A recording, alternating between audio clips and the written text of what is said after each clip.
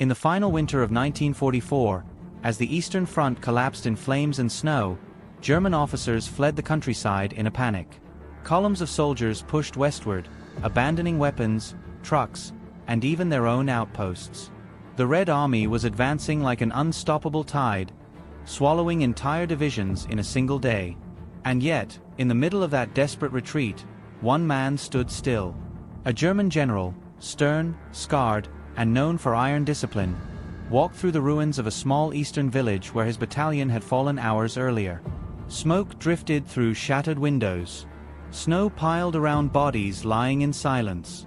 Among them, dozens of his wounded men waited to die, unable to move, abandoned by the officers who had already fled. The general had received the same order everyone else had. Retreat. Immediately. Leave the wounded. Save yourself. But he didn't move. He couldn't. These men had marched with him through mud, forests, frozen rivers, and burning cities. They had fought until their rifles jammed, bled until their vision blurred, and held ground long after reinforcements failed to arrive. To leave them now was not strategy. It was betrayal. He tore the retreat order in half. Instead of marching away, he began dragging the wounded one by one into the remaining houses, turning abandoned cottages into makeshift shelters. He gathered supplies, built fires, tore fabric into bandages, and instructed the few still able to walk to help him. When scouts warned him that Soviet tanks were less than a day away, he simply answered, "They will not die alone. Not while I breathe." It was a decision that would place him between two armies, two moral worlds, and the judgment of history itself. Before the winter of 1944 turned the Eastern Front into a graveyard of shattered armies, the general had already lived a lifetime inside the war. He came from a generation shaped by the ruins of the First World War. Young men raised among broken buildings, empty dinner tables, and flags lowered in defeat. By the time he entered the military academy, discipline was not a duty, it was survival. He fought in France, in the Balkans, and in the forests of the East. His soldiers respected him not because he shouted the loudest, but because he understood them. He walked beside them during long marches, shared their freezing nights, and ate the same thin rations they did. He knew their names, their families, their fears. More importantly, he had a rule he never broke. A leader leaves last. That rule would be tested beyond breaking point in the winter of 1944. The Eastern Front had turned into a storm of collapsing lines, broken units, and desperate retreats. German forces were stretched thin, isolated, and surrounded. Rumors spread like frost. Entire battalions wiped out in a single bombardment, villages overrun within hours, retreating columns cut off before they reached safety. Supplies were gone. Communications died. Commanders were abandoning positions faster than they could be assigned. The general and his regiment had been fighting near a small, unnamed village in eastern Poland. They were supposed to hold the line for 24 hours, but the Soviets attacked in 12. The assault came with overwhelming force. Artillery that shook the earth, waves of infantry sweeping through the treeline, and tanks that rolled through the fields like steel giants. The regiment held for as long as humanly possible. But holding was not the same as surviving. By nightfall, the general had fewer than half his men left. Many were wounded, too wounded to move, too weak to walk, too cold to drag themselves to safety. The survivors tried to carry them during the retreat, but there were too many. They had no stretchers, no carts, no horses. Just snow, smoke, and orders to run. High Command gave one directive: withdraw immediately. Leave the wounded. Form a new defensive line to the west. To abandon wounded soldiers was not unusual by that point in the war. It was grim, but routine. Men were left behind in barns, trenches, ditches, and burned-out houses across the Eastern Front. Some froze. Some were captured. Some simply disappeared. But when the general heard the order, something shifted. He walked through the snow-covered ruins of the village and saw the faces of the men who had trusted him. Young farmers turned soldiers. Fathers who had kissed their children goodbye. Teenagers who had not even shaved before their first battle. They were not numbers. They were not expendable. He knelt beside one who could no longer speak and felt the weak squeeze of fingers against his glove. That small gesture carried more weight than any order. Retreat was command. Staying was conscience. As his officers prepared to move out, he remained still, frozen not by fear, but by conviction. He tore up the retreat paper and let the pieces fall into the snow. "Anyone who wishes to leave may leave," he said. "But I will not." A handful of soldiers stayed with him. And that decision, made in silence, in smoke, in the middle of a collapsing war, would ignite a chain of events that neither army expected. The moment the general tore up the retreat order, his world split in two. On one side stood reason, every military instinct he had learned, every strategic rule he had followed, every voice urging him to save the men who could still fight. On the other side stood loyalty, the unbreakable, stubborn, and irrational belief that a wounded soldier was not a burden to be discarded, but a responsibility to be protected. He chose loyalty, and the consequences arrived quickly. The few soldiers who stayed with him, barely a dozen, began dragging the wounded toward whatever shelter remained in the ruined village. A barn missing half its roof, a schoolhouse with shattered windows, a cottage with its walls blown open from earlier shelling. Snow drifted through broken ceilings, covering floors like a slow, white flood. But they worked anyway. They gathered blankets from abandoned homes, tore curtains to use as bandages, pulled doors off hinges to create makeshift stretchers. The general himself carried men far heavier than him, refusing rest, refusing help, refusing to acknowledge the growing ache in his arms and the burning cold clinging to his breath. By nightfall, they had gathered nearly 40 wounded soldiers, some unconscious, some delirious, some barely holding on. A few opened their eyes long enough to realize what was happening. "You stayed?" one whispered. The general said nothing. He simply adjusted the man's blanket. Outside, the war crawled closer. Distant flashes lit the horizon. Occasional gunfire crackled through the trees. The ground trembled from far-off engines. A sentry approached the general with dread on his face.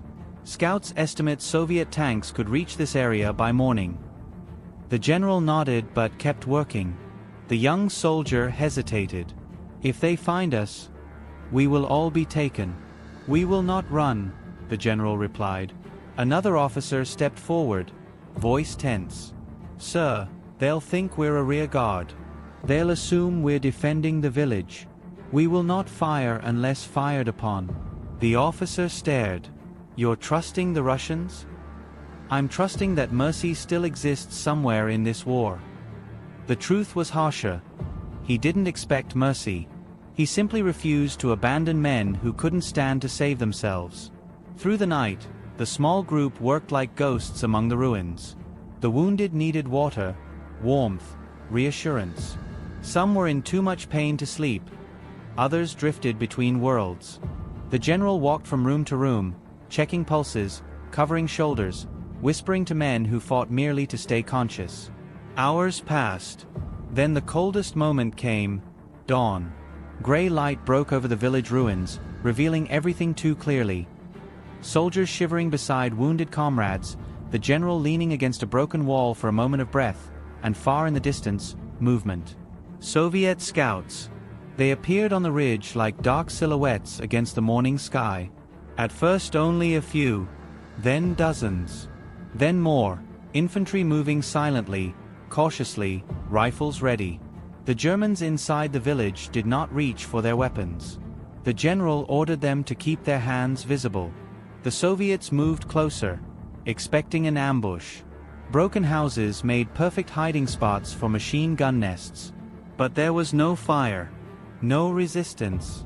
Only wounded men lying on blankets and a handful of exhausted German soldiers with no intention of fighting. When the Soviet captain finally approached, rifle lowered but wary, he saw the general standing in the road waiting for him, unarmed. The captain gestured sharply. "Why are you still here? Your army is miles west." The general did not hesitate. "My men cannot march. I will not leave them." The Soviet officer studied him, disbelief forming into something else. In a war defined by cruelty, desertions, reprisals, and burned villages. The idea of an enemy general refusing to abandon wounded soldiers was almost beyond comprehension. "And you expect us to spare you?" the captain asked.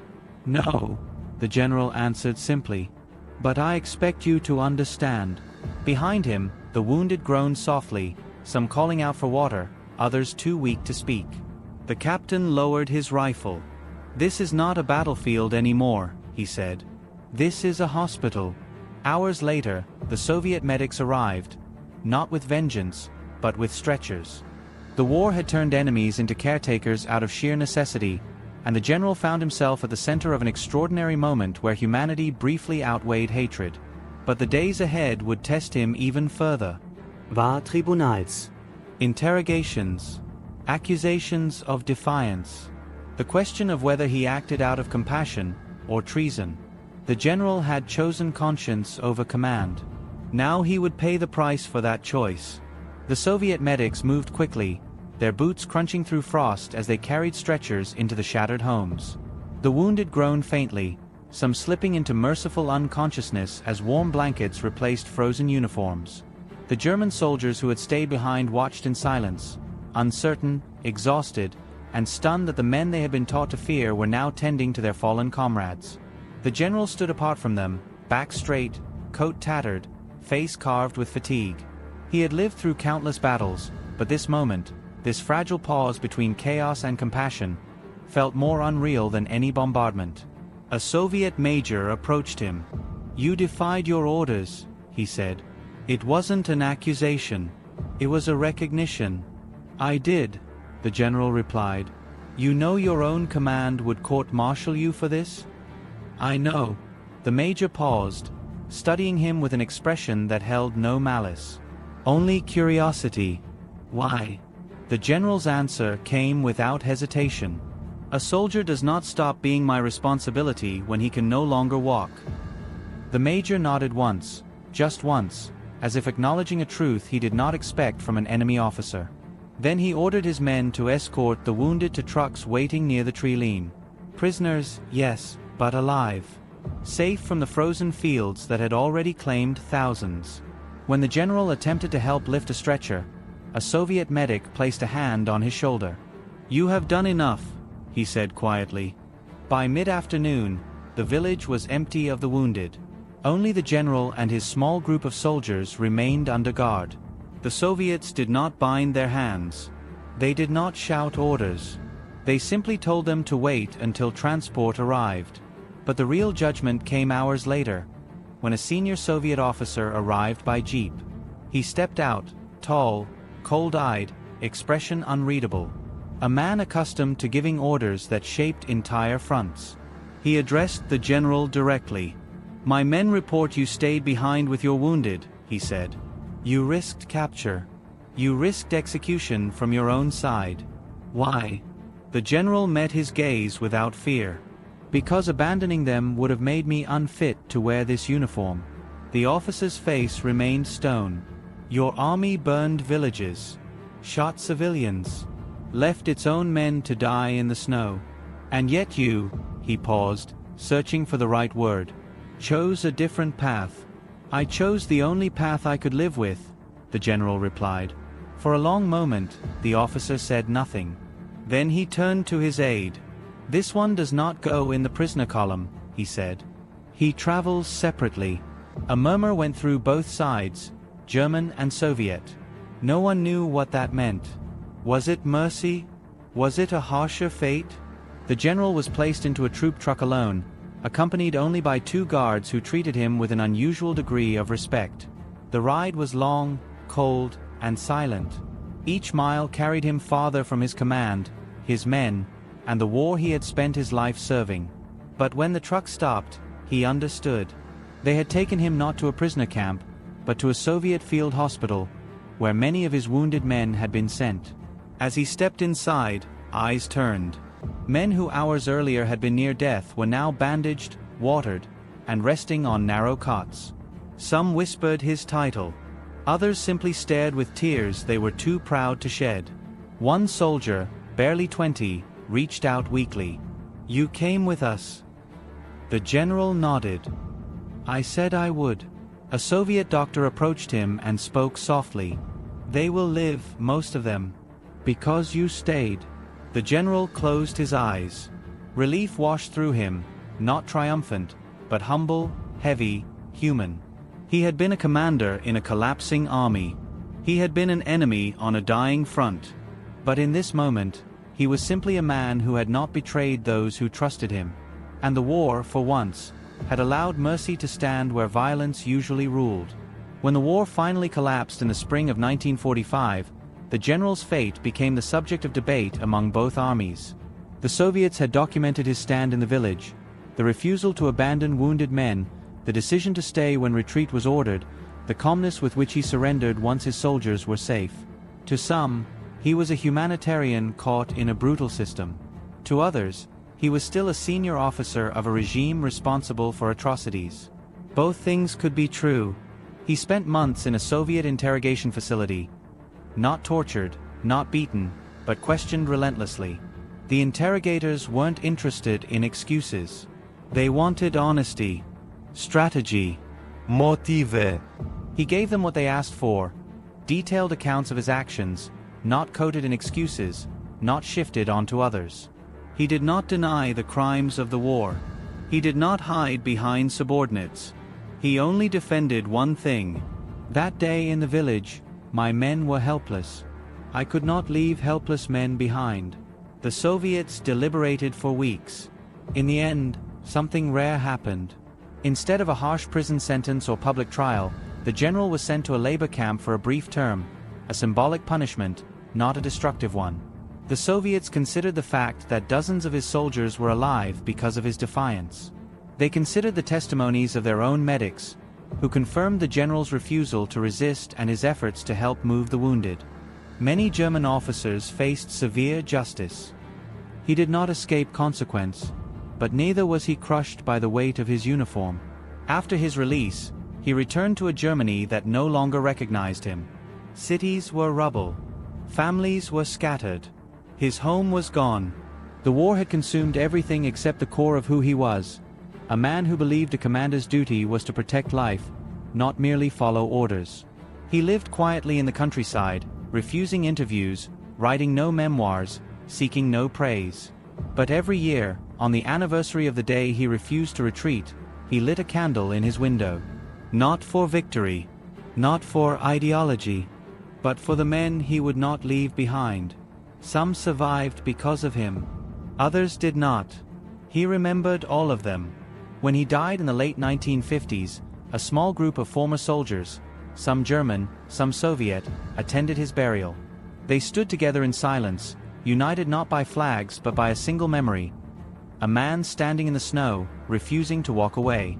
In a war where countless lives were discarded as numbers, he made a choice that defied the rules of his time. And in the quiet that followed his passing, one truth remained: